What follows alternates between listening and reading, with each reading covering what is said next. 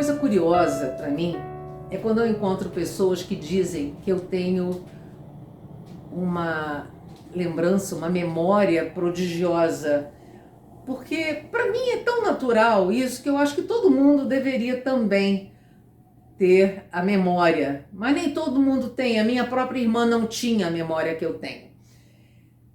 Mas eu me lembro de coisas incríveis.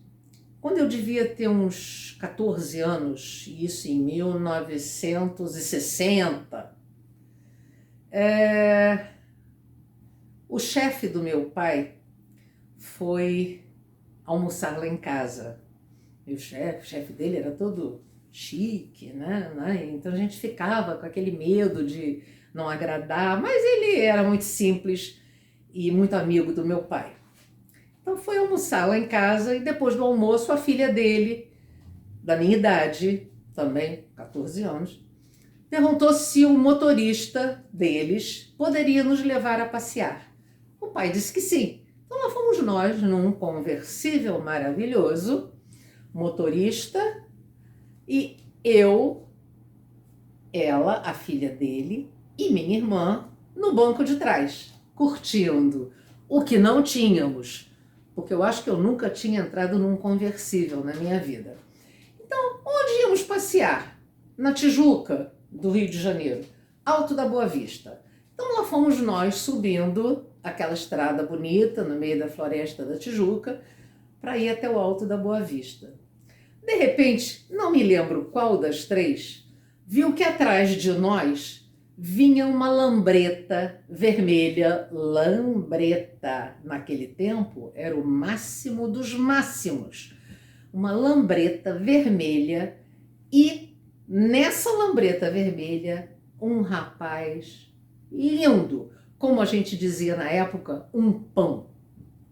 Aí começamos a olhar, olha para lá e dá tchau, aquele negócio todo, até que paramos no Alto da Boa Vista e naturalmente trocamos telefones, aquela história toda, mas eu, com 14 anos, eu confesso, ainda era muito infantil, muito inocente. Eu não tinha malícia de namorar, esses negócios. Não, nunca tive namorado. Mas o Sérgio, que era o nome desse rapaz, me telefonou e nós nos tornamos amigos. Ele foi à minha festa de 15 anos.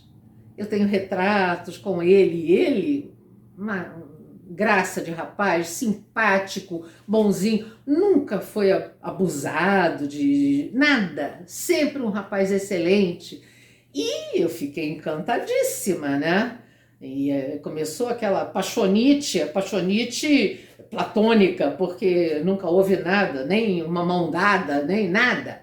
Ele ia às batalhas de confete do América, porque papai nessa época era presidente do América, e ele ia, eu convidava, ele ia. Batalha de confete eram umas festas que eram realizadas antes do carnaval, era um pré-carnavalesco, que nessa época se chamava assim, batalhas de confete. Era carnaval, às vezes as pessoas iam até fantasiadas com fantasias simples, para a gente curtir o carnaval antes do carnaval chegar. E o Sérgio se tornou meu grande amigo. Nós grudávamos no telefone de às vezes ficarmos 2 horas conversando. Eu me pergunto hoje, de que a gente falava? Isso eu não lembro. Mas a gente falava 2 horas, a minha mãe reclamava. Márcia, você já está 2 horas no telefone. Pois bem, o tempo passa, a vida muda, os interesses mudam. Um começa a namorar para lá, o outro começa a namorar para cá. Eu me casei, tive meus filhos, tempo passou. Há 4 anos atrás, estava eu fazendo um exame numa clínica de Ipanema. A clínica vazia, só eu lá dentro. Fiz o exame e a moça disse assim, já que a senhora mora na Barra, por que a senhora não espera o resultado? Em 20 minutos, 15, 20 minutos está pronto. Eu sentei lá, peguei meu telefone e comecei a mexer, como hoje é hábito da gente. Daí a pouco, abre a porta e entra um coroa de cabelo grisalho, grisalho como eu. Sentou do lado pouco a moça me chama, vou lá pegar meu exame para ir embora. E chama o coroa. Quando ela fala o nome do coroa, era o Sérgio, meu amigo. Eu olhei para ele e disse assim: você não lembra de mim? Ele olhou para mim: estou lembrando, Alto da Boa Vista. Ele se lembrou de mim como eu lembrei pelo nome, porque eu não fiquei olhando para o rosto dele. Eu lembrei quando ela falou o nome dele por extenso, era ele. E aí eu me plantei, antes de ir embora, me plantei na frente dele. Você não lembra de mim, do América? Oh, mas como você está bonita! E me deu um grande abraço.